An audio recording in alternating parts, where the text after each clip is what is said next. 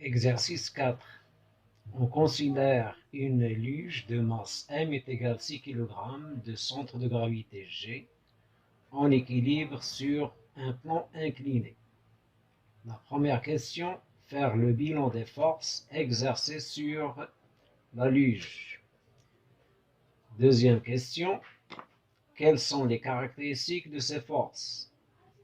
Troisième question, représenter ces forces, échelle 30 newtons pour 1 cm. On donne l'intensité de pesanteur G est égale à 10 newtons par kilogramme.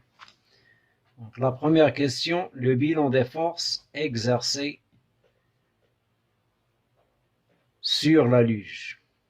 Système étudié, la luge.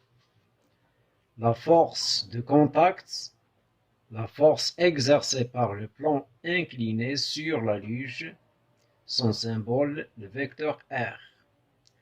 Force à distance, le poids de la luge, son symbole, le vecteur P. La deuxième question, les caractéristiques de ces forces.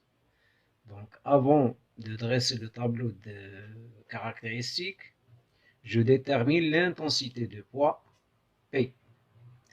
Donc d'après la condition d'équilibre, la luge est en équilibre sous l'action de deux forces, P et R. Ces deux forces auront la même intensité.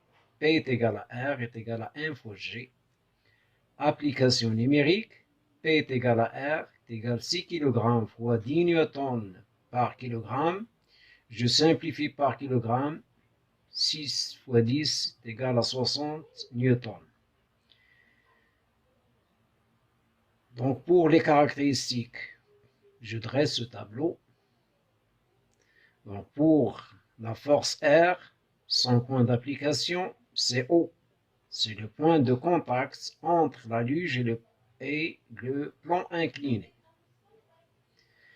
Sa droite d'action, c'est la verticale qui passe par le point O. Son sens, c'est vers le haut. Son intensité, c'est R est égal à 60 newtons. Pour le poids P, son point d'application, c'est le centre de gravité G. La droite d'action, c'est la verticale qui passe par G. Son sens, c'est vers le bas. Son intensité, c'est P. Son flèche est égale à 60 newtons. La troisième question, représentation de ces forces. Donc l'échelle qu'on a choisie, 1 cm représente 30 newtons.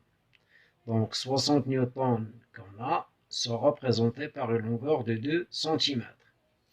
Donc pour représenter P, je commence toujours par le centre de gravité G. Je mesure 2 cm vers le bas et j'écris le nom de la force P. Pour R, je commence par le point de contact O et je mesure 2 cm, cette fois-ci vers le haut, et je note le nom de la force par le vecteur R.